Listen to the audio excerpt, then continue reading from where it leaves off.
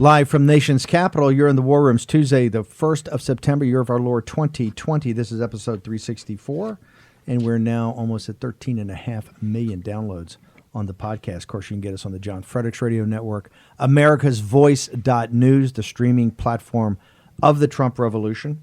That's Dish Channel 219 now. Also, you can get us Newsmax TV and 70 or 80 million homes under the leadership of Chris Ruddy. You see us on the rebroadcast late at night, along with other known personages that watch it at that time.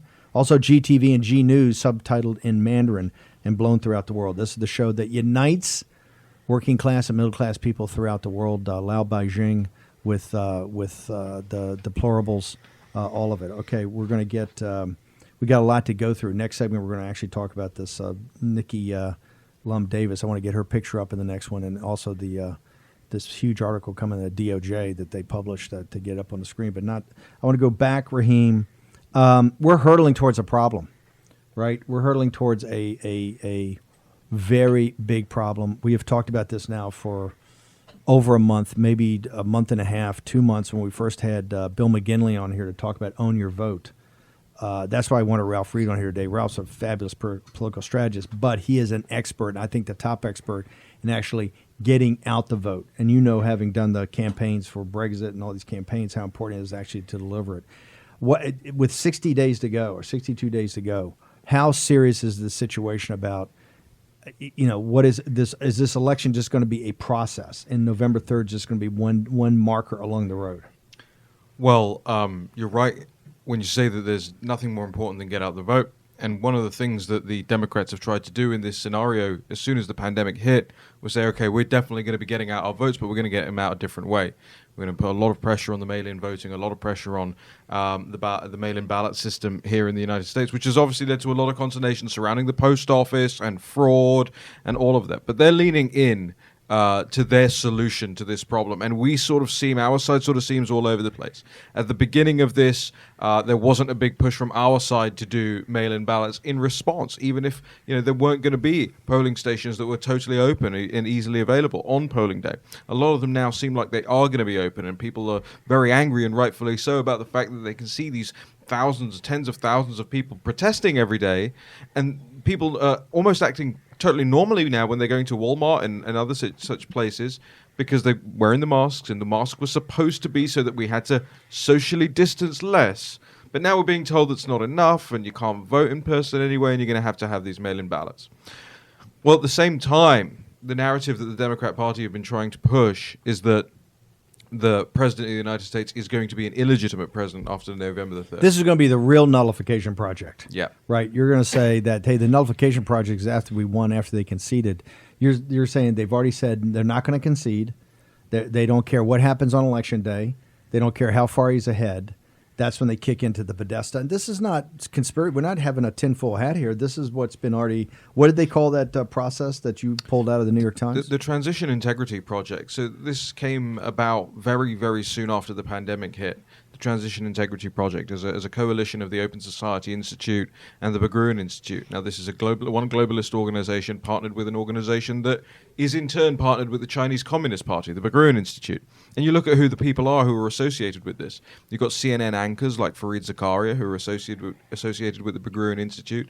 And on the other side, you have all of the same people who were testifying in the impeachment proceedings, dealing on the Open Society side of things. So what you're seeing now is Hillary Clinton goes out and she says Joe Biden shouldn't, under any circumstances, concede the election. You have Nancy Pelosi going out there and saying Joe Biden shouldn't, under any circumstances, debate the President of the United States.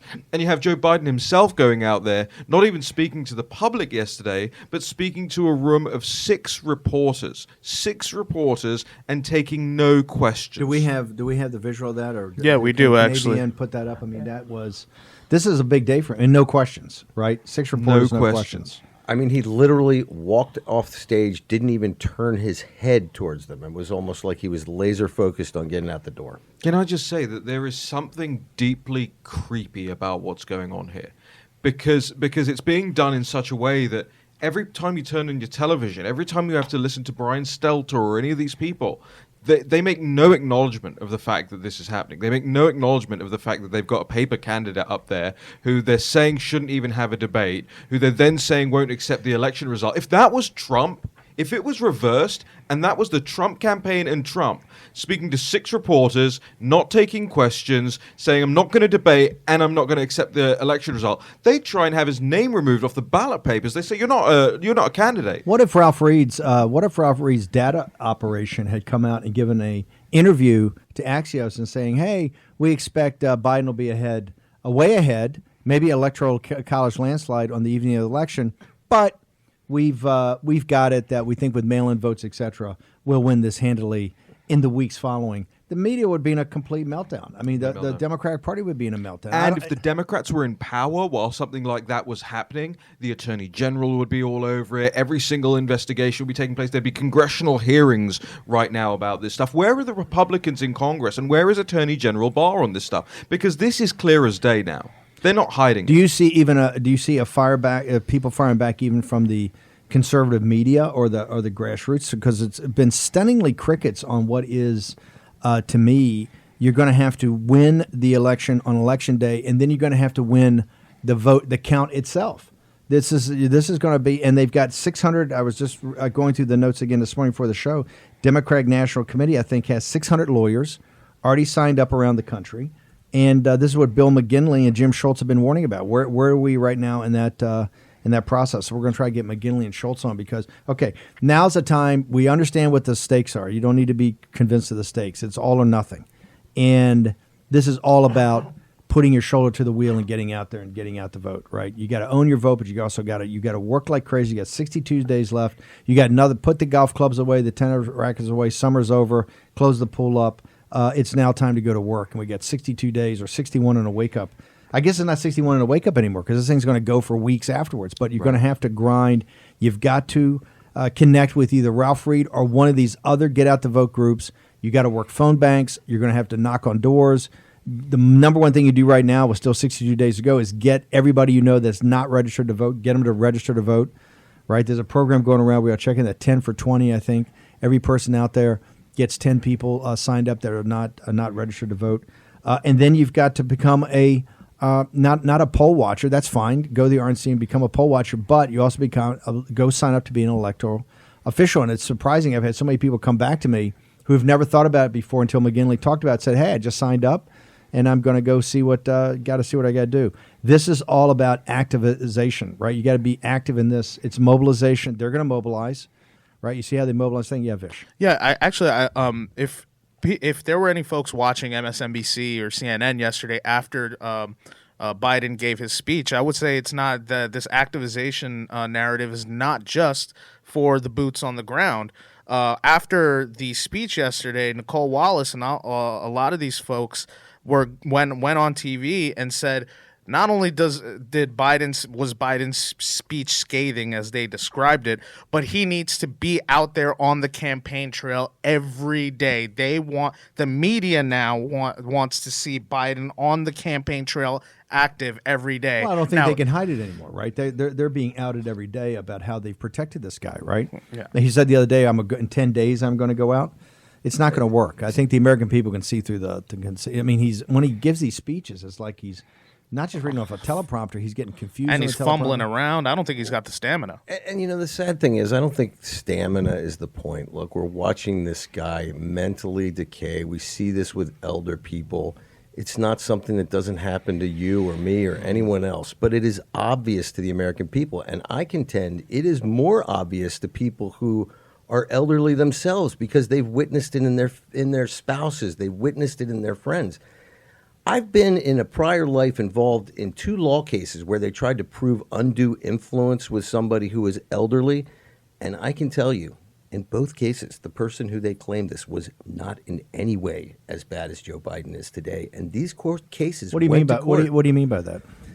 I'm talking about a guy who doesn't seem like he's all there, a guy who doesn't seem like he's making decisions. I mean, for a situation like this, if he didn't have his wife, the court would probably put a guardianship there to make sure that somebody is taking care of it. You think it's that serious? I have a very dear friend whose father, very similar to Joe Biden, very friendly guy, nice guy. And they get to sort of hide their dementia to a certain extent by being happy and smiley and saying, hey, come on, brother, come on, man, and all this stuff.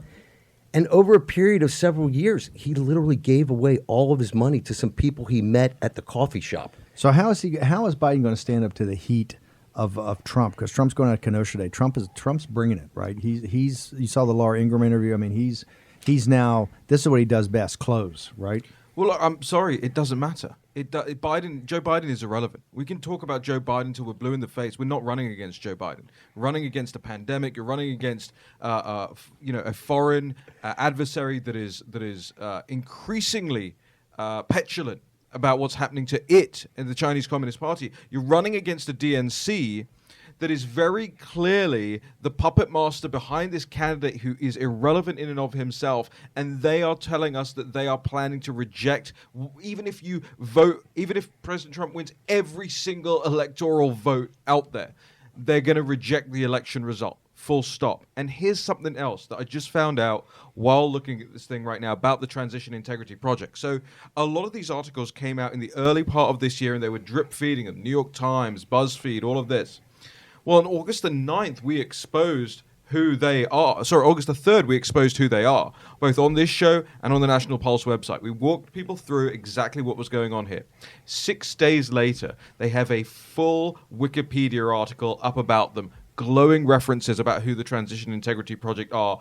17 references, the New York Times, the New Yorker, Vox, again, the New York Times, the Atlantic, the Boston Globe, the Atlantic. So they've put together this 3-paragraph Wikipedia entry. Makes no mention of any of the things that we said about them. None of their ties to any of these other organizations, none of their ties to the Chinese Communist Party. And they call themselves, it says the Transition Integrity Project is a bipartisan group of political consultants, campaign veterans, academics, journalists, polling experts, former federal and state officials. And then you go in and look at who these people are. Rosa Brooks is actually the former chief counsel for George Soros himself, and they name her as Rosa Brooks, a law professor at Georgetown. Then they talk about who the bipartisan elements are: Bill Kristol, Ed Luce, Max Boot, David Frum. All never Trumpers. So this is what's happening. So I call it creepy. This is all laid out. It's all very well thought out. And Joe Biden doesn't even matter at this point. I mean, how can he matter? I don't know if anybody actually caught his speech yesterday. You know, I was thinking we're going to look ahead at debate season, but if this is what we're going to have to deal with debate, Do we have that AVN, clip? let's roll Yeah, clip yeah. 2.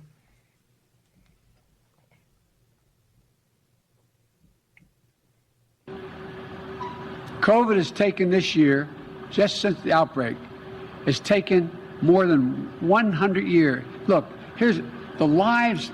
When you think about it, more lives this year than any other year for the past 100 years. If that's what we have to look forward to, I don't think. Like Raheem said, Biden is irrelevant. It's nice to dunk on Joe Biden. It's funny to dunk on Joe Biden. But in the grand scheme of this whole thing, it doesn't matter. Well, you know what? It's actually sad to make fun of Joe Biden at this point. But what is horrifying is that the Democratic Party can still put him up as a straw man and pretend that if he wins the election, that he will actually be president of the United States. The irony for me is we've heard 4 years of them talking about the 25th Amendment and how they're going to remove Trump because he's crazy. He's clearly lost it. Haven't heard a word about that with Joe Biden. Here's the thing. It could only ever have been Joe Biden because every single other candidate is lucid enough to maybe cotton on to what was happening, and morality may have kicked in. We're going to take a short commercial break. Why don't the Republicans and the conservatives and the Trump movement have a transition integrity project? Maybe it's time to get on top of that. Okay, we're going to come back in just a second. War Room Pandemic with Stephen K. Bannon. The epidemic is a demon, and we cannot let this demon hide. War Room Pandemic. Here's your host, Stephen K. Bannon. Okay, you're back in the war room. We got breaking news out of the State Department, Mr. Raheem Gassam. Yeah, that's right. This is up on justthenews.com, John Solomon's outfit, which is, I believe and I see is doing amazing traffic at the moment. So credit to John Solomon. The breaking news: State Department to release memos detailing illegal social media monitoring of Americans. That's as of 4 minutes ago. This story went up. talks about the State Department agreeing to release memo showing officials in its Kiev embassy illegally monitored 13 American social media accounts during last year's Ukraine scandal, including President Trump's eldest son, Don Jr., Fox News personalities Sean Hannity, Laura Ingraham, and Lou Dobbs. Others mentioned in this are, I believe, Rudy Giuliani, Tom Fitton, Seb Gorka, Jack Posobiec, Sarah Carter, and Dan Bongino. So the documents are due to be released. We're not sure just as when they're going to be released, but this shows that there is the U.S. State Department's own arms specifically in their Kiev embassy has been monitoring American social media accounts directly in relation to political activities. And so, what does that tell us? Why are they doing that? Why would they be going after some of President Trump, monitoring President Trump's? That right there is 10 of his biggest defenders. Yeah, I mean, if you look at that list of people, I mean, these are the people who were either the furthest ahead on what was going on in Ukraine, or the people with the largest audiences who were reporting on the people who were ahead on Ukraine. So, for instance, Jack Posobiec, one of the people who was heavily, and obviously a great friend of the show, but who was heavily involved in exposing a lot of things that happened there. And then Sean Hannity, who was obviously responsible for projecting that news and that reporting outward to that massive Fox News audience. So it's very clear. I mean, just like you've seen, and we had Darren Beatty on a couple of weeks ago talking about these color revolutions and George Kent and everything that was taking place in Ukraine. I've warned for years, since I was in that Maidan Square years and years ago, that the Ukraine was effectively being used by both the European Union and the United States of America by whatever you want to call them, the deep state, the apparatus, the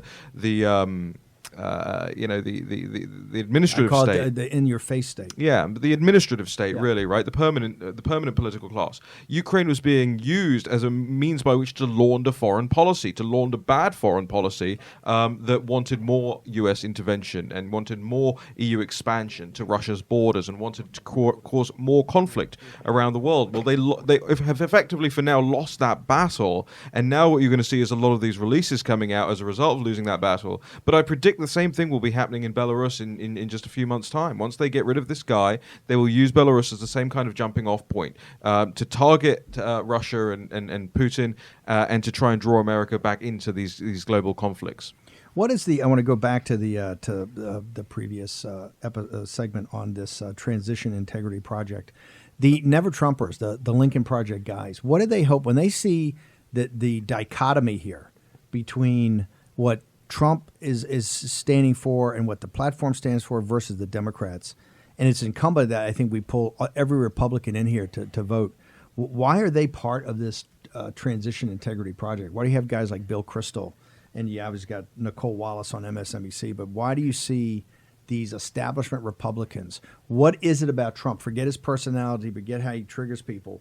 What is it about the policy package that they're so opposed to? Yeah, and I don't think really he even does trigger them like they say he does in terms of his demeanor. We all know people like Donald Trump. We all know people who have, maybe not achieved as much, but certainly speak in the same ways and have the same sort of, the locker room banter and so forth. What it is about him is the very same thing that creates this rationale of spying on American social media accounts. It's the major difference in how they view the world. Donald Trump, whatever you say about any mistakes that he's made in his past or his personal life or whatever, he clearly does put family first. And that's not how these people think. For these people, it's foreign policy first. And it's foreign policy that enriches them that comes first. Whether it's David Cameron, the former British Prime Minister in China, or whether it's Bill Kristol and the Middle East wars, the never-ending wars there, whether it's John Bolton and he was determined to start that war with Iran. And when he got in there, he really did think that he was going to get his way on that. Whether it's L.A. Abrams and it's Venezuela, whatever it is,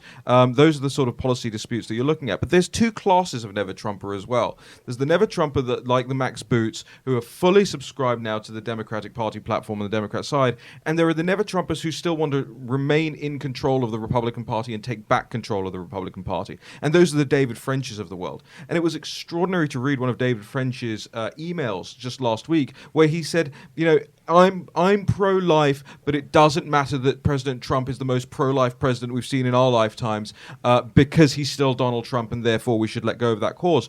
That's 500,000 abortions over the course of 4 years. Genocide. That you're looking at. as a result of the 12.5% that would be saved, let's say if Roe gets repealed or reformed in some way. That's what David French is giving up to get rid of this president. We have it. In fact, we don't run many op-eds at the National Pulse, but we have Frank Cannon, who did an op-ed about this on this Sunday for us, talking specifically about David French and how he's willing to give up the moral principles and the right thing to do, especially when it comes to life. Unborn children, just because he can't stand President Trump and his foreign policy prescriptions. What do the Republicans, what does the Trump movement, what does the Trump apparatus need to do immediately to get its own transition integrity project, right? We know we don't have the lawyers out there. We're going to try to get some people on the show in the next couple of days to talk about that. But what do you need to do to get your own transition integrity project? Well, that's the funny thing. You don't really even need lawyers. I mean, you look at who the Transition Integrity Project for the left is. You're talking about Rosa Brooks. Okay, she's a law professor. You've got a former chancellor at the University of California, Berkeley. You've got John Podesta. You've got William Crystal, Bill Crystal, Ed Luce, Max Boot, David Frum. Effectively, all you need to do is put together a group of respected political analysts, commentators, bring on some data analytics, pollster type people. But you have to have a connection to the lawfare part of it, right? You got to have the ability to go in and challenge these ballots, to challenge all this. This is going to be a massive. This is going to be 2,000 in 10 states. Yeah, but I don't think they're even going to go to this group itself. What this group is there for is so that when on November the 4th they come out and say, actually, we don't accept the results. You have surrogates on every TV network. It's surrogates on every TV channel, every TV network, every newspaper column, etc. But it's also people who will appear immediately before House committees that will be called immediately to have hearings. And that's what this Transition Integrity Project is for. This is a PR thing.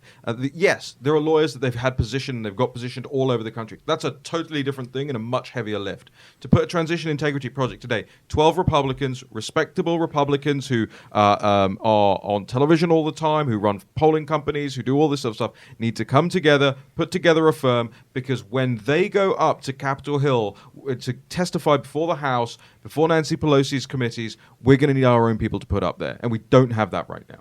Jack. Well, I think that there are a lot of things that we can do on a local level. For example, I lived in Philadelphia for many years, and there was huge corruption there. I mean, you get 100% vote turnout in some of these West Philadelphia districts, just totally outrageous, busing people over to New Jersey. I remember particularly in the Corzine election, they bussed over 20 or 30,000 people from Philadelphia to vote across the river. I think there's some simple ways. We've got a lot of people out there who are kind of creative. I think setting up a camera across from some of these polling places and just being able to verify the number of people who actually walked in and out of there would be an invaluable service to finding out the ultimate counts here. Because if they've got 100,000 votes and only 10,000 people walked in and out of that building, that's impossible. Just one of my ideas I was talking about with some people over the weekend. Do you believe that people are now waking up to the fact that this is going to be the most contested election in American history, right? You already seen that, right? We're not going to concede. There's going to be lawfare afterwards. Do you think the Trump base is starting to, I hope hashtag war and pandemic and the live stream, people are getting focused on this and fired up on it? Well, and I think a lot of people are already starting to see the fraud. I have a great family friend. She's a UK citizen. She's lived in the United States for 60 years, but she's never given up her citizenship. She got 3 ballots at her house, 2 from people she had no idea who they were. She's lived in this house for decades. And she also got a ballot for herself in her name, ready to be filled out to vote for president. She has never registered to vote in her entire life, and she was outraged. What state is this? Pennsylvania. Wow. I'm really tempted myself. I'm a visa holder. I'm not a U.S. citizen. I have no right to vote. I'm tempted myself to go on election day and try and cast a vote somewhere. Well, just see what it's like. For you, that would be a felony. For the other millions, no one's going to chase it down. Because if you announce it now, I'm talking about it as a journalistic endeavor. This is an informational thing. You're like Project Veritas. Yeah, absolutely. And you know what? If they want to deport me for showing up their fraudulent election process, go ahead. No, you don't want that, because then you can never come Look, back. you talk about the deep state. You talk about this. The breaking news on the Miles Gross situation is Nikki Lum Davis. Cop to the FAR violation, and it shows you that this thing is, I think, going to explode. And you're going to see a lot more of the names in in that criminal complaint exposed. And I think this is only the top of the first inning, but it shows you, for as much as they say, Miles is this crazy guy Steve Bannon has on the show every now and again that talks about HNA, talks about Hong Kong, talks about the pandemic, months before anything happens. What you're seeing now is that they were paying a big price. They were trying to get Miles Guo back to CCP, was trying to get him back there, and they didn't care who they had to bribe. They didn't care who they had to get to see. They had meetings in China, mainland China. They thought this whole thing up. It's part of the Malaysian hedge fund scandal, which is billions of dollars all over the world, right? They're still trying to get to the bottom of that, but it shows you that scandal's got its roots in China, because the head of it, was it Jolo, is in China. They won't turn him over, and he's the railhead of this problem. So this is going to be something that's going to. I think more information is going to come out every day. There's going to be a lot more names in this. We're going to take a short break. We're going to come back. We've got the new federal state. We're going to focus today on the Pacific. We're going to focus on Japan and Taiwan. What's happening there is these brave people stand up to the greatest enemy of the American people, the greatest enemy of the Chinese people, and that would be the Chinese Communist Party. We're going to return on War Room Pandemic in just a moment. We want to hear all of your input. Hashtag War Room Pandemic and live stream. Tell us what you think. Tell us what we should focus on. Tell us where we should go. Be back in a second.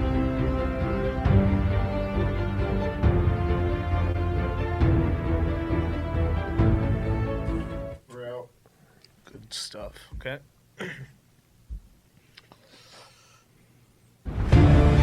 War Room Pandemic with Stephen K. Bannon. The epidemic is a demon, and we cannot let this demon hide. War Room Pandemic. Here's your host, Stephen K. Bannon.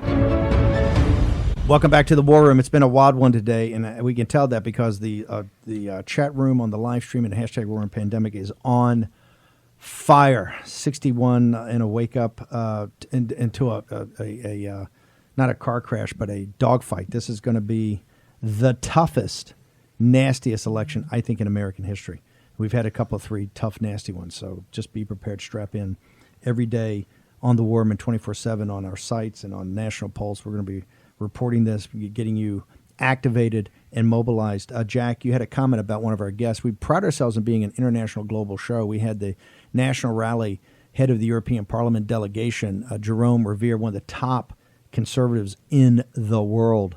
Very articulate. He'll be national security defense minister of France one day when National Rally, Old Front National, wins. What did he warned us about this. It was shocking when we talked about this a week ago, because he, as a Frenchman, and we consider France to be fairly progressive, certainly on comparison to the United States, and certainly that's the way the left describes it. And he said the people in France are absolutely shocked by the idea of anybody being able to vote without showing a proper ID and identifying themselves. I mean, he thought we were kidding at first. Yeah, he thought it was a joke. Yeah, he thought I was kidding. No, it's not, and that's going to be. Now, I wanted to throw out one comment from one of our listeners, because it just sort of divines everything down to the narrowest point. He said, asked rhetorically, he said, Democrats are really going to argue, do you feel safer in Trump's America, as they watch hundreds of thousands, if not millions, fleeing Democrat cities for suburbs and rural areas that supported Trump in 2016. Now, that is a fact. Now, one thing I'd like to ask all those people fleeing, don't bring your politics with you. Oh, they will. That's how the states. What are you talking about? That's how the states get all messed up. Okay, I tell you, somebody would feel comfortable in Trump's America, and that is the people of the new federal state of China. Remember, you've got a global revolution against. You got a global revolution against the Chinese Communist Party. It's being led by these brave people, the average citizens, expatriates of China that are now exposing themselves globally to stand up and have these rallies and actually go to the consultants. And as much as the Tiananmen Square folks are brave and courageous, that's kind of petered out. You know, you just, even on the 30th anniversary of it, you didn't see a lot around the country. But this new federal state's co-founded by Miles Guo. He's in the news this morning. Nikki Lum Davis has pled guilty to a FARA violation in this effort to get Miles Guo back to the Chinese Communist Party. But thank God he's still here. He's one of the founders and inspiration of the whistleblower movement. He's one of the founders and the inspiration of the new federal state of China. So I want to start. Remember, these are all was it nom de jures? These are their names that they use in the combat against the Chinese Communist Party. I want to go first to Japan. and peace. And we're going to put up footage. We've got great footage of these things. Is that you got the blue flags? You have these very polite people. They're out there, but they're really in the face in the consulates and these in the embassies. First piece, tell us about these rallies in Japan. I think you had them in 2 or 3 cities. What type of enthusiasm you're getting, and what are you guys fighting? When you say you're anti-CCP, what does that mean? Oh, thank you to having me again. Yeah, for this protecting, we have 200 people in 3 cities this time. Yes, we are all normal citizens in Japan. We just know how is the CCP is a devil. We just want to take down the CCP right now. Yeah. So let me ask you, Pete, when you say that the CCP, the Chinese Communist Party, is the devil, or I think the other day we had you on and you said the Chinese Communist Party's Satan, and we're the good guys and they're the bad guys. For our American audience, can you be specific? When you say the Chinese Communist Party is the devil, what do you mean by that? Talk to us about their evil nature. Oh yes, inside the China, the CCP's education, the people they just use the educations like the tool to control the citizens. Everything in history of CCP was a lie. They just want to wash the people's brain, make people be foolish, be a weapon to the other countries, make people hate other race, look down the other culture. And the CCP always says Chinese Communist Party is the mothers of Chinese. Please think about it. If the mother says my children is stupid, do not deserve to be treated well, how do you think? This is not Euro, right? They are devil. Let me ask you, Peace. You've been in Japan, and that's where you had the rally. What is, when you talk to Japanese citizens, or now you're addressing an American audience, what do you tell people in Japan or people in the United States? What is the threat that the Chinese Communist Party poses to them? We understand what it is to people in mainland China. We understand to the expatriate community that's left or defected, the threat they have to you. But what is the threat that people in Japan and people in the United States who are not Chinese, what is the threat of the Chinese Communist Party to them? Right now, yeah, it's the big threat is biological weapons, because you cannot see the enemy anywhere. You just know this is a COVID-19, like COVID-19 is anywhere. It's no place safety right now. This is, I think, the biggest set of protests that have ever been at a Chinese embassy or consulate by Chinese nationals or people that are Chinese expatriates. How is this catching on in Japan? Are more and more Chinese nationals coming to you and wanting to be a part of this? Where does New Federal State stand right now as far as momentum? Yes, I think more people will send out to join us to the protecting, to the any actions against the CCP. It's more and more people to stand out. I believe that, because people will know the truth of the COVID-19, of the CCPs doing everything to the wars. They are lying to the wars. They are lying to all the peoples in the war. Thank you. Yeah. Last question: what should Americans, people in our audience today, and you have you have so many people that listen to the specials and look forward to this stuff and look forward to the incredible footage that's up there. What can you tell the American audience about the New Federal State? What is it you stand for, and why did you join? Yes, we believe the CCP will collapse very, very soon. If you real know the information of real mainlands of China now, you will notice after this, the only powers of Chinese is the new federal states. We are the only organizations to show the people to present what the real Chinese people are. And yes, we are loved peoples. We are loved democracies. We are tell the truth to the world. We are make the real friends with the world. We are trying to save the peoples of the world from the devil CCP. Uh, yeah, this is all we do. Thank you. Peace. I want to thank you coming on, and really want to thank you for the bravery of turning up at these rallies, guys. If we can make sure, I want to make sure we get the footage as beautiful as my visage is. I want to make sure we get the footage for the audience up there, and for the radio audience, you should know we're showing some incredible rallies. Peace. Thank you very much. Before I bring on next, and I wanted to do this element of it just so I could announce the nom de jour of our next guest is Mr. Tomato. It's not a goof. That's what he goes by. And a quite brilliant guy. Before we talk about that, I just want to make sure the American audience knows and the radio audience knows, as you see this footage up there, the bravery that these people have to have. The Chinese, you just saw where in the Ukraine, the American embassies monitoring the social media of some of the most prominent names in conservative media and defenders of Trump. In the CCP, they're monitoring everything.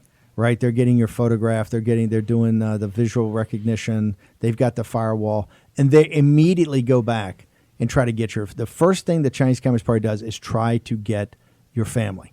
Right, they try to intimidate you. So I can't tell you, and we see these all day long. They send these videos about what's how brave and how heroic these people are. I want to bring in Tomato, sir. Here's the question. Why did you join the new federal state? Why take this risk? You're out of the country. You're in Japan now. You're essentially safe. You could just be quiet and get on about your life. But why do I see on a global basis now, and it's basically every weekend, protests in the Chinese Communist Party's faces at the consulates, at the embassies? You've got these signs, CCP lied, Japanese died. CCP lied, Americans died. It's an aggressive, in-your-face campaign. So what is it that's drawing people like you to this movement? Hello, Mr. Bannon.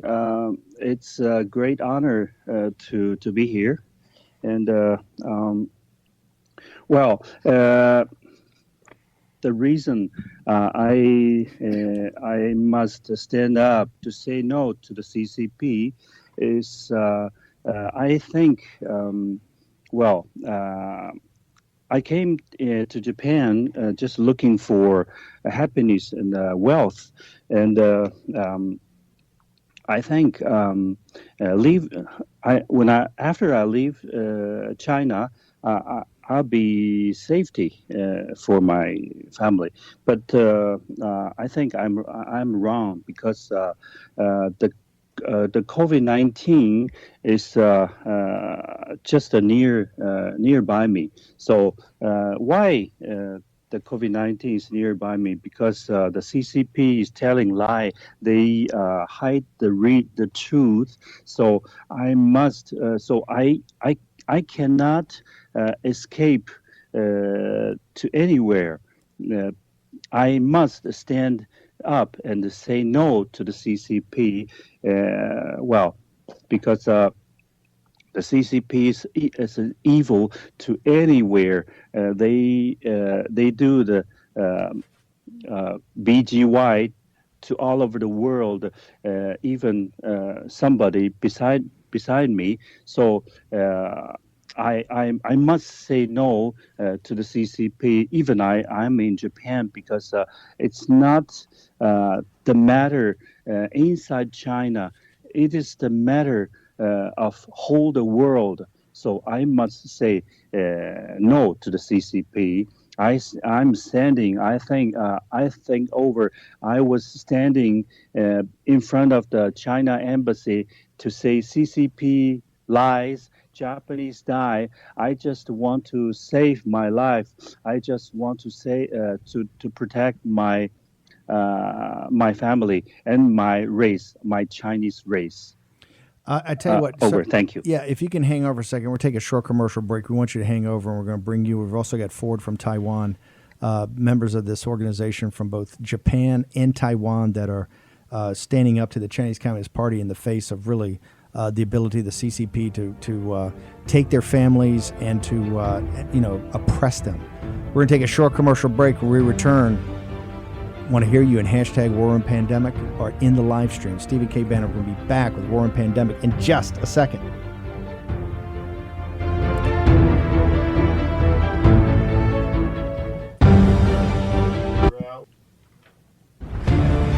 War Room Pandemic with Stephen K. Bannon.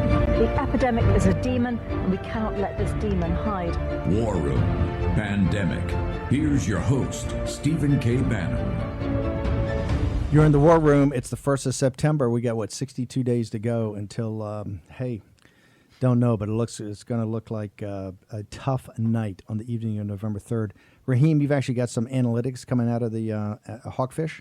Yeah, you have 62 days to go before the start of the Civil War, by the way, is what's going to happen if this scenario plays out here. The Hawkfish analysis that we've talked about on this show so far, and if you missed it, make sure you go back. The lead story on the National Pulse, where we go through it and explain it right now, has just gone up. Natalie Winters does some great reporting about all of this. But effectively, the Democratic National Committee, they have this team on board, incredible data and analytics firm called Hawkfish. Hawkfish have said that President Trump, they gave an exclusive interview to Axios on HBO, that President Trump could win a, quote, incredible landslide on election night, but still not be president of the United States. I'll read you one of the scenarios that they've popped up as a result of all of this. So Trump could hold a projected lead of 408 to 130 electoral votes on election night if only 15% of the vote-by-mail ballots had been counted at that point. Once 75% of those mail-in ballots are counted, they say perhaps 4 days later, that could flip the Electoral College lead to Biden's favor. And that leads to a 334 to 204 Joe Biden victory after 4 days have passed after the election. Now, these numbers are based on the 538 website's polling numbers, so that's where they're drawing their data from. But they actually say it could be up to over a week for these sorts of numbers to come out. So very, very possible conclusion that could be had on November the 3rd evening is that President Trump supporters go to bed or don't go to bed thinking that they not only have won, but have won in a landslide. Yeah. And then a week later, they come back with, oh, by the way, you didn't. You're not the president. Well, Goodbye. This is why Hillary Clinton say we're not going to concede. Okay, let's go now to people that are standing in the breach. I want to go back to Tomato. So, sir, just what is the warning that you give people in Japan and the United States about the Chinese Communist Party? You guys call them devils. You're protesting all the time.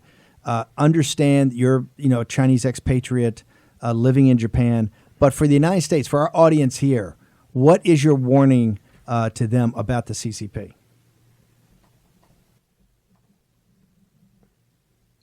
I just want to warning the peoples in the United States, don't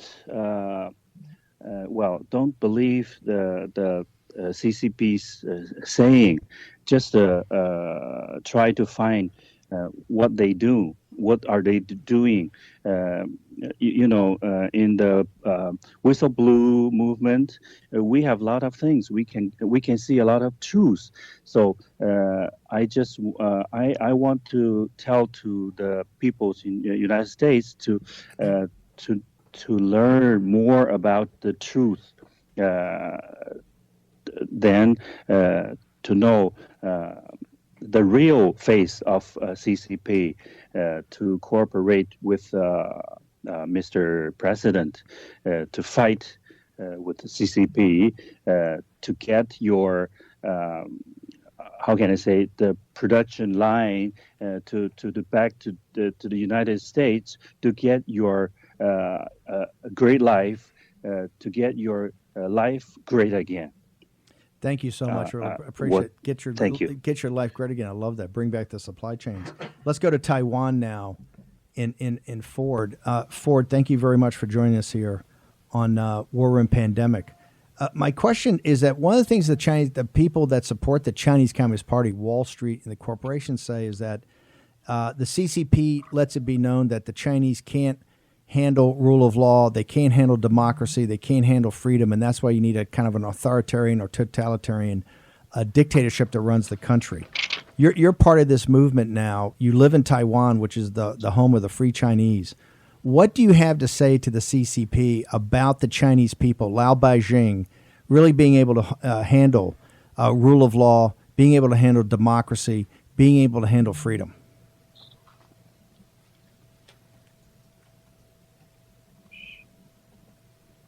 Do we have Ford? Maybe we don't. Okay, we'll get to Ford tomorrow. I want to turn back here to somehow we had him and lost him, but that's okay. We do these international things. I want to get to Taiwan. We'll get to Taiwan tomorrow. Let's go back to our show's in meltdown right now because of people. This is the first time people really talked about the 62 days and everything that's going on. What are there Trump movement as focused on this as they should be?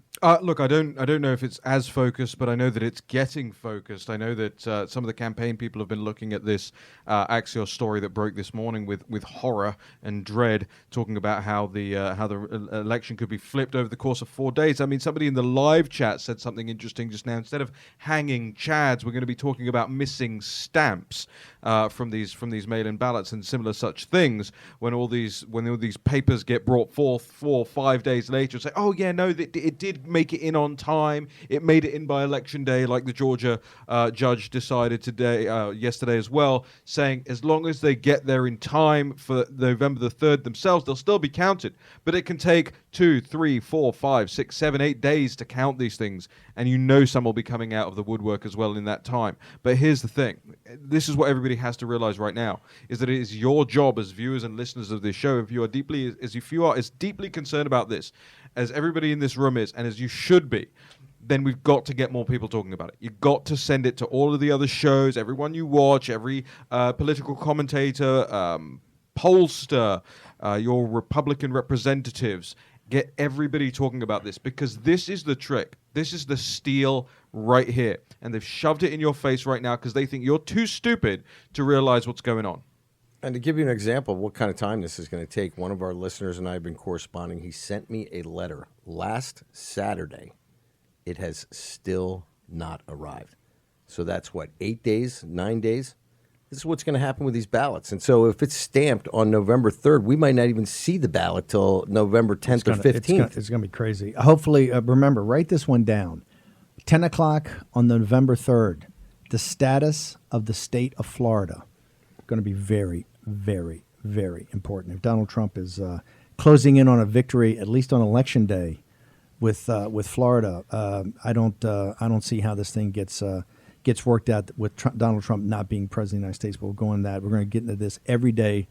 We'll be the center of this every day until we get to November 3rd. I'm going to do a whole teardown at 3 p.m. as well on this. Okay, National Pulse at 3 p.m. on America's Voice. I want to thank all our distribution partners. I want to thank particularly people in the new federal state. We're going to have every day a person in the new federal state and the whistleblower moving on here, because you show that this is a global movement, and these people are fighting for the rule of law just like we're fighting for the rule of law here. See you tomorrow.